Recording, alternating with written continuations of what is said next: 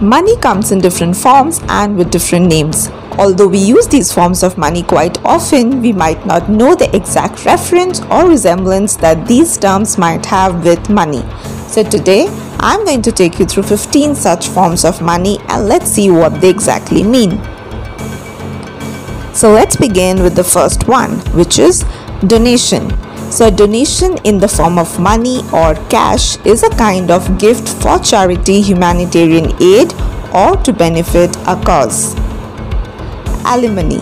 It's a term idly used when a marriage gets dissolved through divorce. It refers to the money given for maintenance, support, or sustenance. So it's a financial support provided to a spouse after divorce. Ransom refers to money demanded to be paid in exchange for the release of a captured or kidnapped person or piece of property. Allowance. It is money that is given to someone, usually on a regular basis, in order to help them with pay for the things that they need. So a child's allowance is money that is given to him or her every week or every month by his or her parents. Wage. So this refers to a payment usually of money for labor or services, usually according to contract and on an hourly, daily or piecework basis. Next, let's look at the term incentive. So financial incentives are those incentives which are evaluated in terms of money. For example, rent-free house, car, facility of a servant, etc. So generally, financial incentives are helpful to satisfy physiological and safety needs. So pay and allowances are the chief monetary incentives for every employee.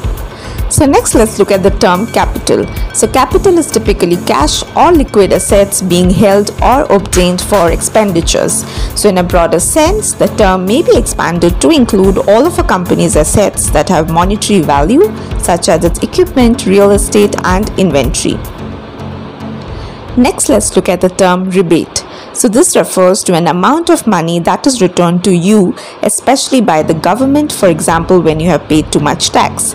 So rebate can also refer to the money that is returned to you after you pay for goods or services done in order to make the sale more attractive. Next, we shall look at the term debt. So debt is something, usually money, borrowed by one party from another. Debt is used by many corporations and individuals to make large purchases that they could not afford under normal circumstances. So a debt arrangement gives the borrowing party permission to borrow money under the condition that it is to be paid back at a later date, usually with interest. Another similar term is loan.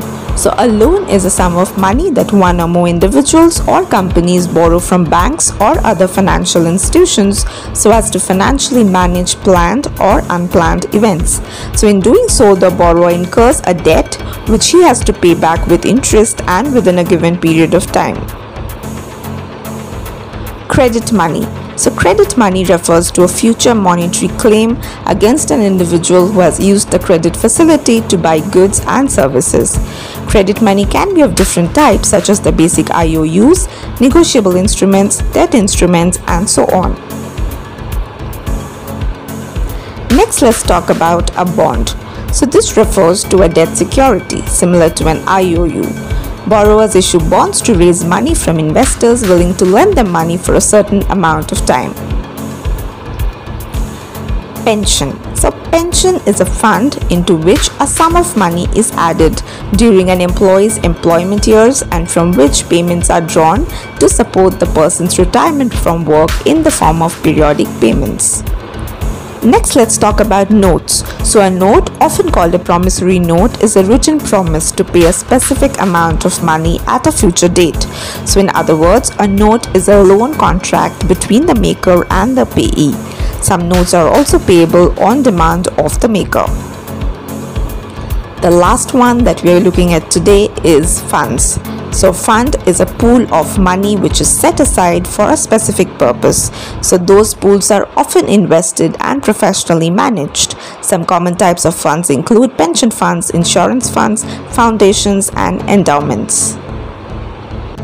So with this, we come to the end of the 15 forms of money that we wanted to discuss today. So going forward, I hope when you listen to these terms or when you use these in your conversation, you will be more clearer with what they exactly mean. So hope you enjoyed this video. Do give it a like and leave a comment if you have liked it, and don't forget to subscribe for more such videos in the future.